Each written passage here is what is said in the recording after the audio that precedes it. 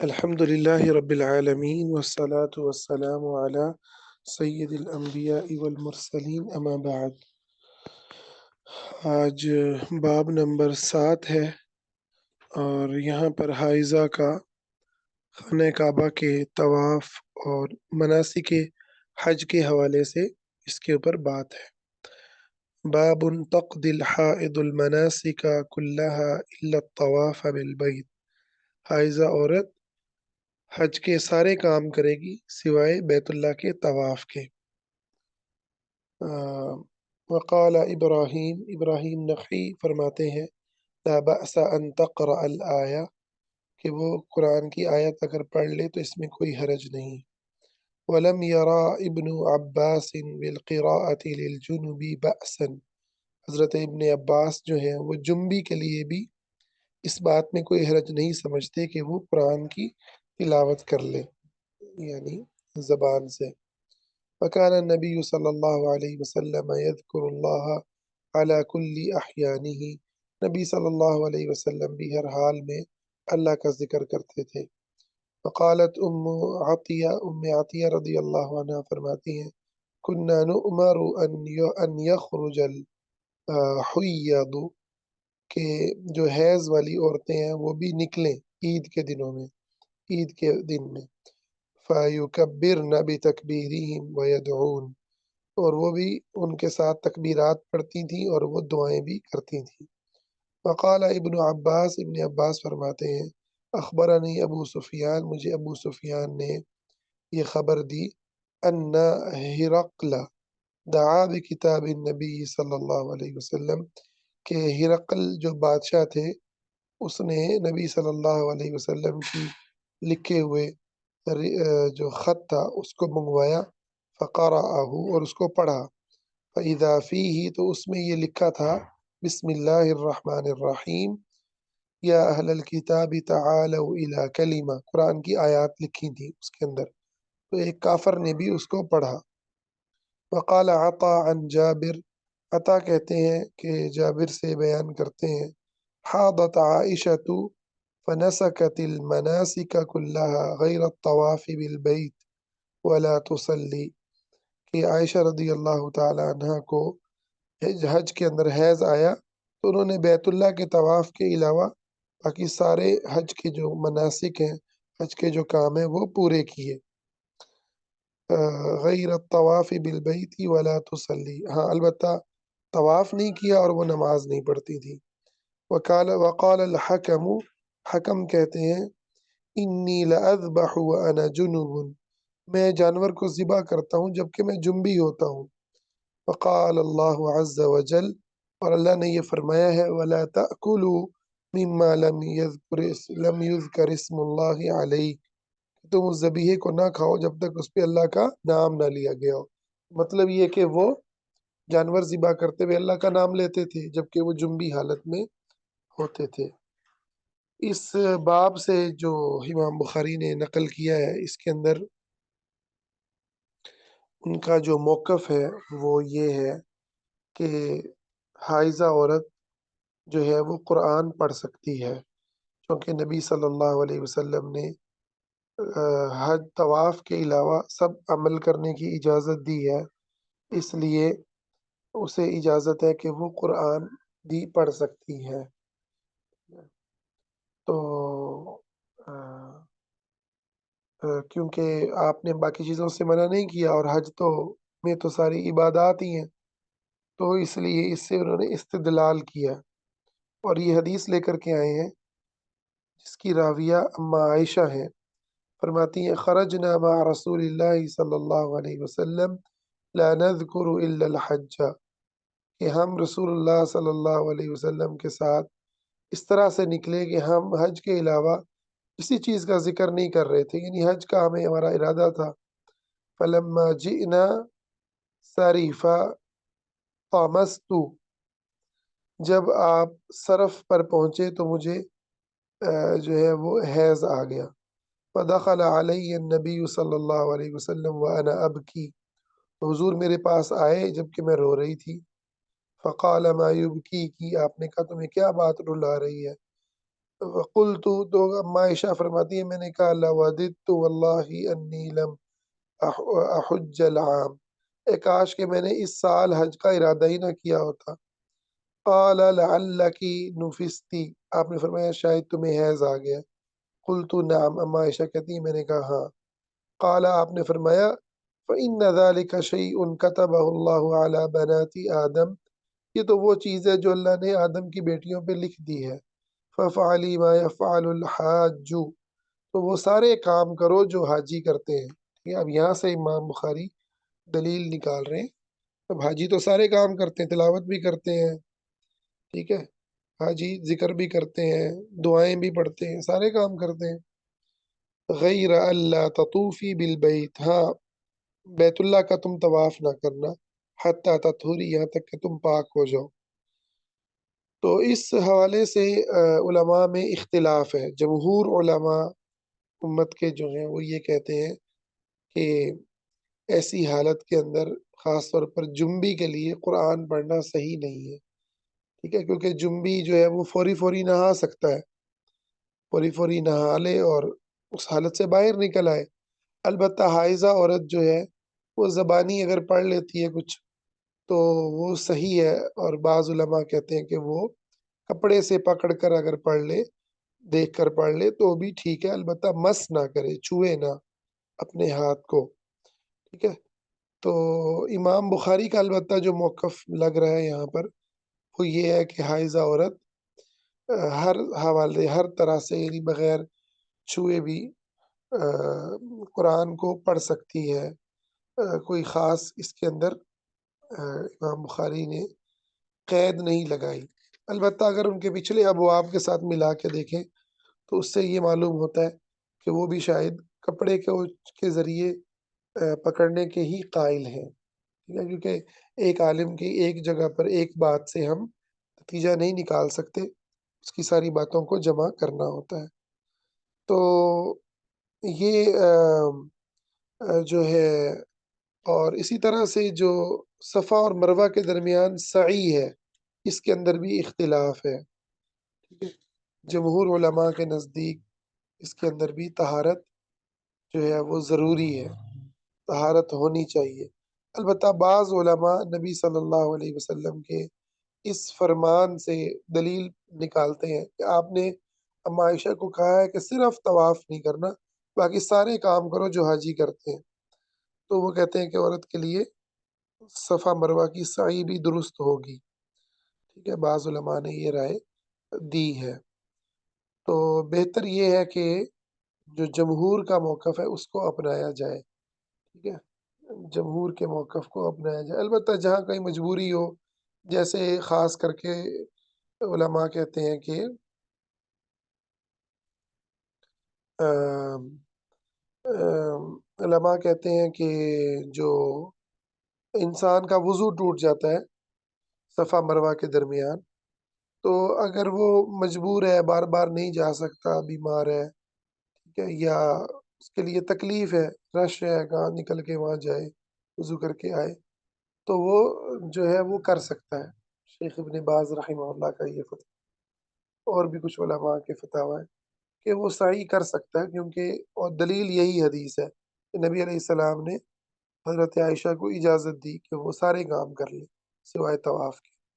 تو طواف البتہ نماز کی طرح اس کے اندر کوئی وہ نہیں ہے چھوٹ، اس میں آپ کو ہر صورت میں پاک ہو کے باوضو ہو کر ہی آپ کو طواف کرنا ہوگا، ٹھیک ہے۔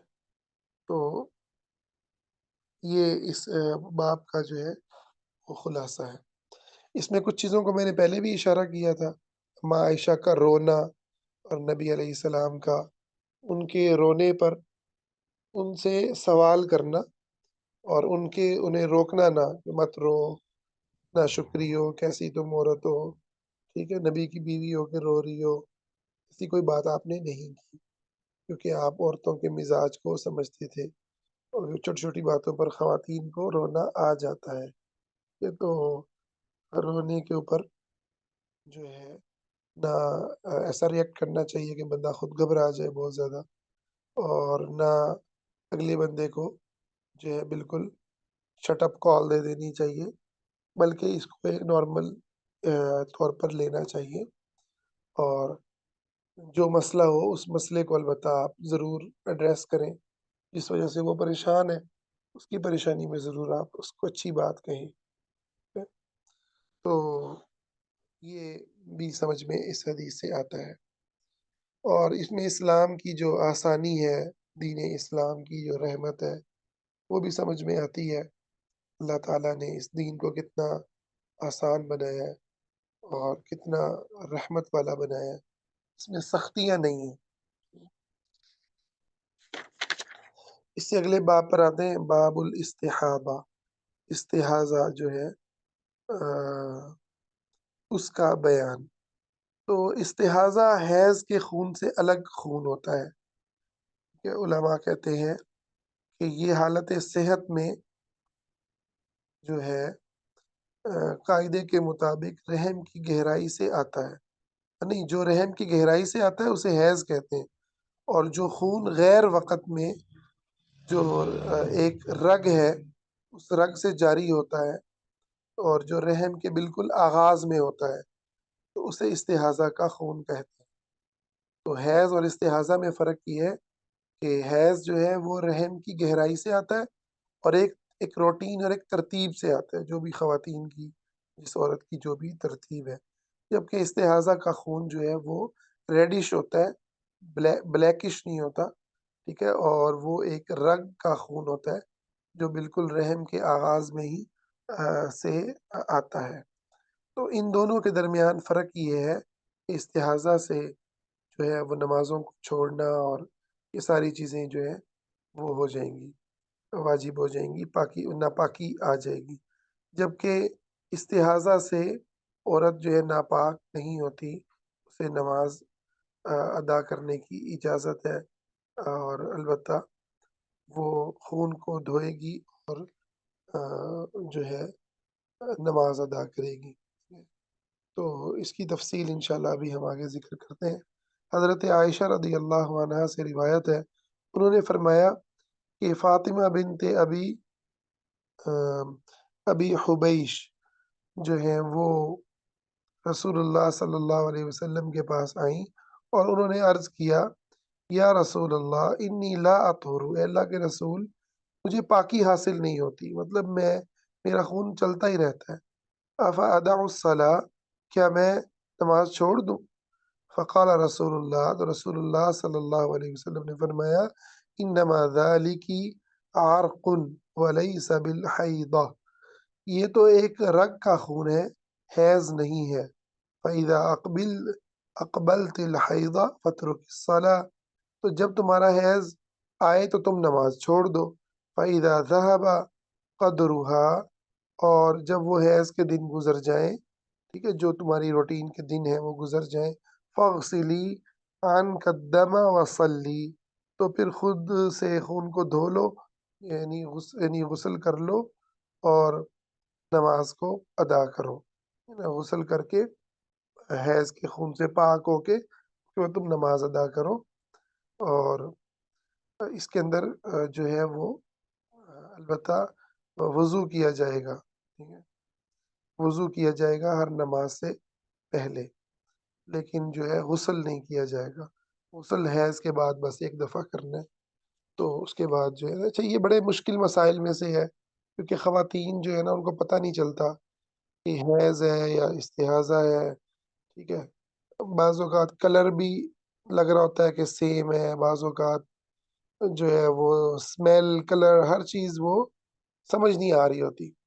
تو اس میں دو طرح کی خواتین ہوتی ہیں، ایک ہیں جن کا جو سرکل ہے وہ ڈسٹرب ہے، اس میں ڈاکٹر سے بھی آپ کو مشورہ کرنا چاہیے کہ وہ بھی آپ کو بہتر گائیڈ کرے گا کہ یہ کیا ہے، ٹھیک ہے، اور دوسری چیز یہ ہے کہ اس میں ایک اصول ذہن میں رکھ لیں کہ آپ کی جو روٹین ہے، ایک عورت کو 4 دن آتا ہے خون حیض یا 7 دن آتا ہے، بعض اوقات شادی کے بعد عورتوں کا بڑھ جاتا ہے، کسی کا ممکن ہے کم بھی ہو جاتا ہو، ٹھیک ہے، وہ مینسز جو ہیں وہ ڈسٹرب ہو جاتے ہیں، بچوں کے بعد ہو جاتے ہیں، ہارمونز چینج ہوتے ہیں، تو جو آپ کی روٹین بن گئی ہے، ٹھیک ہے، اب آپ کی روٹین ہے 7 دن، تو بس آپ 7 دن جو ہے نا وہ گنیں گی، اور اس کے بعد 8ویں دن آپ جو ہے وہ غسل کر کے نماز ادا کریں گی، اس شک میں نہ پڑیں گے یہ کیا ہے کیا نہیں ہے، ٹھیک ہے؟ کیونکہ یہ بڑا مشکل عمل ہے جس میں صرف ہم روٹین کے اوپر ہی اعتبار کرتے ہیں۔ علماء کہتے ہیں کہ آپ روٹین کو دیکھیں اور اس کے مطابق آپ جو ہے وہ معاملہ کریں۔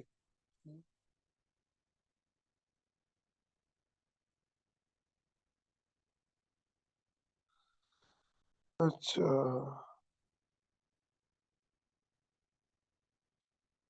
اچھا ایک سوال کیا ہے عائشہ بہن نے کہ ام، تلاوت کے بارے میں کہ کر سکتے ہیں یا نہیں؟ تلاوت دیکھیں زبانی کر سکتے ہیں، حالت ہے اس کے اندر بھی زبانی تلاوت کر سکتے ہیں، ٹھیک ہے؟ اور نمبر دو، اگر آ، جمہور کے موقف کو دیکھیں تو قرآن کو چھونے کو وہ صحیح نہیں کہتے چاہے کپڑے سے پکڑ کر چھوا جائے، ٹھیک ہے؟ تو لیکن میں جس موقف کو صحیح سمجھتا ہوں عرب علماء کے، تو اس کے اندر اسی حدیث کی بنیاد پر نبی علیہ السلام نے کہا تم سارے کام کرو جو حاجی کرتے ہیں، تو حاجی تو تلاوت بھی کر رہے ہیں، قرآن بھی پڑھ رہے ہیں، سارا کچھ کر رہے ہیں، تو اس کی اجازت ہے، ٹھیک ہے؟ البتہ آپ جو ہیں قرآن کو پکڑ کر جو ہے وہ قرآن کو کپڑے سے پکڑ کر تلاوت بھی کر سکتے ہیں، یا جیسے سکرین وغیرہ پہ دیکھ کے اگر کوئی بندہ کر لیتا ہے، چھوئے نہ قرآن کو نا، کیونکہ قرآن کو اللہ تعالیٰ نے یہ کہا ہے لا یمسہ الا المطہرون، اس کو چھونے والے پاکیزہ لوگ ہونے چاہیے، تو بغیر آڑ کے چھونا صحیح نہیں ہے، بغیر آڑ کے، البتہ آڑ کے ساتھ چھونے کا ذکر پیچھے گزر چکا ہے جو کہ ثابت ہے، ٹھیک ہے؟ تو اس لیے اس میں کوئی حرج نہیں ہے۔ اسی طرح تلاوت سننا یہ بھی بالکل درست ہے، نبی علیہ السلام گود میں لیٹ کے ہم عائشہ کی جو ہے وہ تلاوت کرتے تھے۔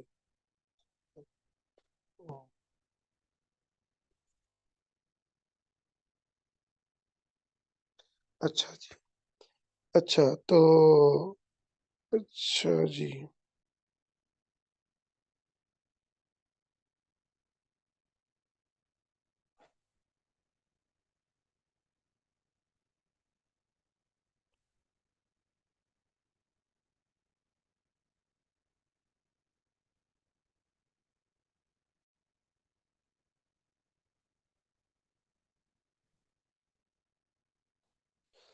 اچھا اس میں نے جو بات کی ہے کہ اصل اصول یہ ہے کہ عورت استحاضہ اور حیض میں جو فرق کرے گی وہ اپنی روٹین سے کرے گی۔ اچھا بعض عورتوں کی روٹین ڈسٹرب ہوتی ہے، ٹھیک ہے؟ ان کی کبھی ان کو 7 دن آتے ہیں، کبھی 4 دن آتے ہیں، کبھی 6 دن آتے ہیں، پھر وہ کیا کرے گی؟ تو اس صورت کے اندر وہ 3 چیزوں کو دیکھ سکتی ہے، ٹھیک ہے؟ خون سیاہی مائل ہو، گاڑھا ہو، اس کی ہوا اسمیل جو ہے وہ گندی ہو، ٹھیک ہے؟ اگر تو پتہ چل جاتا ہے، ٹھیک ہے؟ تو یہ بھی اسے پتہ لگ جائے گا کہ یہ حیض ہے، ٹھیک ہے؟ اور اگر خون جو ہے ریڈش ہے اور اس کے اندر وہ اسمیل نہیں ہے تو اس کو پتہ چل جائے گا کہ بھئی یہ جو خون ہے یہ آ، استحاضہ کا خون ہے، اس صورت میں وہ نماز پڑھے گی۔ اچھا تیسری صورت یہ ہے کہ اب اس کو نہ ایام حیض کی اس کی ترتیب ہے اور نہ اسے کوئی جو ہے نا سمجھ آتی ہے، ٹھیک ہے؟ کہ یہ خون جو ہے کون سا ہے، ایسا بھی ہو جاتا ہے بہت ساری عورتوں کے ساتھ۔ تو اس صورت میں جو عورت ہوتی ہے وہ اب وہ کیا کرے گی کہ اپنی عمر اور اپنی جو صحت کے لحاظ سے ملتی جلتی جو عورتیں ہیں نا اس کے خاندان کی، اس کے علاقے کی، ان کی وہ عادت کو دیکھے گی کہ بھی ان کو کتنے دن کے وہ مینسز آتے ہیں، ٹھیک ہے؟ تو عام طور پر عورتیں 6 یا 7 دن تک حیض میں مبتلا رہتی ہیں، اس کے بعد غسل کر کے نماز شروع کر دیتی ہیں، تو وہ کسی سے پوچھ لے گی، ٹھیک ہے؟ تو پوچھنے کے بعد جو ہے وہ اپنا پوچھ کے اس کے مطابق اس روٹین کے مطابق عمل شروع کر دے، ٹھیک ہے؟ اگر اس جیسی طبیعت کی اور مزاج کی اور عمر کی عورت کو 7 دن آتے ہیں تو وہ 7 دن کر لے، ٹھیک ہے؟ 6 دن آتے ہیں تو 6 دن کر لے، تو اب 3 صورتیں ہو گئی، ایک اس کی روٹین ٹھیک ہے، ٹھیک ہے؟ اس کو پتہ ہے میری اتنی روٹین ہے، تو وہ اپنی روٹین کے مطابق کاؤنٹ کرے اور باقی جو اگلے دن ہے ان کو وہ اس کے اندر وہ نماز پڑھے گی، ٹھیک ہے؟ غسل کرنے کے بعد۔ اور دوسری شکل یہ ہے کہ روٹین تو ٹھیک نہیں ہے، البتہ اس کو خون کے اندر فرق کرنا اس کو سمجھ میں آتا ہے، ٹھیک ہے؟ تو اس صورت میں وہ خون کو دیکھے گی کہ یہ سیاہی مائل ہے، گاڑھا ہے، اسمیل ہے، وہ حیض کا خون ہے، اور اگر ریڈش سا ہے تو وہ پھر جو ہے استحاضہ کا خون ہے۔ اور تیسری شکل یہ ہے کہ اس کو بالکل نہ وہ پہلی شکل میں آتی ہے، نہ دوسری میں آتی ہے، تو تیسری صورت یہ ہے کہ وہ پھر اپنی جیسی عورت کسی عورت کی ترتیب دیکھے گی، اور بہتر ہے کہ اپنے خاندان کی عورت کی دیکھے۔ ایک خاندان کی عورتوں میں، بہنوں میں خاص طور پر ایک طرح کا معاملہ ہوتا ہے، کزنز میں بھی ایک طرح کا معاملہ ہو جاتا ہے۔ تو ان کو دیکھے اور اس کے مطابق ان کی جو روٹین ہے اس کو فالو کر لے، ٹھیک ہے؟ تو یہ جو ہے اس کی مزید بھی کچھ تفصیل ہے کہ مستحاضہ کی جو ہے نا 3 حالتیں ہو سکتی ہیں، ٹھیک ہے؟ اسے اپنے اس کو مزید ہاں، یہ تو کر لیا، ڈسکس کر لیا۔